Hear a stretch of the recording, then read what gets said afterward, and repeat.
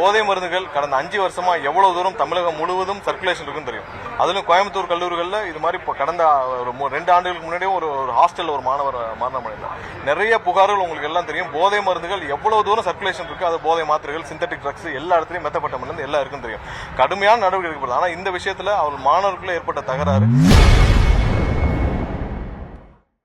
கோவை கல்லூரியில் மாணவர் கொலை செய்யப்பட்ட விவகாரம் குறித்து செய்தியாளர் எழுப்பிய கேள்விக்கு அமைச்சர் CTR நிர்மல்குமார் பதிலளித்துள்ளார். போதை மருந்துகள் கடந்த 5 வருஷமா எவ்வளவு தூரம் தமிழகம் முழுவதும் சர்க்குலேஷன் இருக்குன்னு தெரியும். அதிலும் கோயம்புத்தூர் கல்லூரிகளில் இது மாதிரி இப்போ கடந்த ஒரு 2 ஆண்டுகளுக்கு முன்னாடியே ஒரு ஹாஸ்டலில் ஒரு மாணவர் மரணம் அடைந்தார். நிறைய புகார்கள் உங்களுக்கு எல்லாம் தெரியும். போதை மருந்துகள் எவ்வளவு தூரம் சர்க்குலேஷன் இருக்கு, அது போதை மாத்திரைகள், சிந்தட்டிக் ட்ரக்ஸ் எல்லா இடத்துலையும் மெத்தப்பட்டமிருந்து எல்லாம் இருக்குன்னு தெரியும். கடுமையான நடவடிக்கை எடுக்கப்படுது. ஆனால் இந்த விஷயத்தில் அவர் மாணவர்களுக்குள்ள ஏற்பட்ட தகராறு. அவர் அந்த கல்லூரி நிர்வாகம் அந்த சம்பந்தப்பட்ட மாணவரை பரீட்சை எழுதுக்கு மட்டும் அலோவ் பண்ணிருக்காங்க. அவர் நண்பர் வீட்டில் இருந்திருக்காரு. அவருக்குள்ள ஏற்பட்ட தகராறு, ஏன்னா அது சீனியர் ஜூனியர் தகராறு இருந்திருக்கு.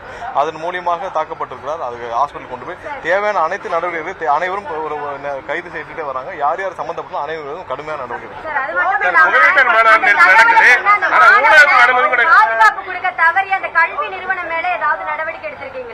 இல்ல, இங்க பாருங்க, கல்வி நிறுவனம் எங்கெங்கெல்லாம் தவறு நடந்திருக்கோ, யார் யார் மேலும் இதுல காரணமாக இருந்தாலும் தவறு இருந்தாலும் கண்டிப்பாக நடவடிக்கை எடுக்கப்படும். கல்வி நிறுவனங்கள்ல அவங்க அந்த பையனை ஏதோ அவங்க இந்த மாதிரியான தகராறு காரணமா சஸ்பெண்ட் பண்ணிருக்காங்க.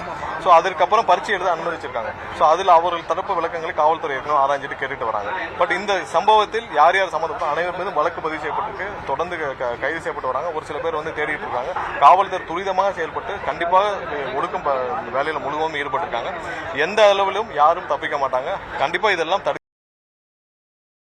செய்திகளை உள்ளது உள்ளபடி தெரிந்து கொள்ள ரெஃப்ளெக்ட் நியூஸை சப்ஸ்கிரைப் பண்ணுங்க.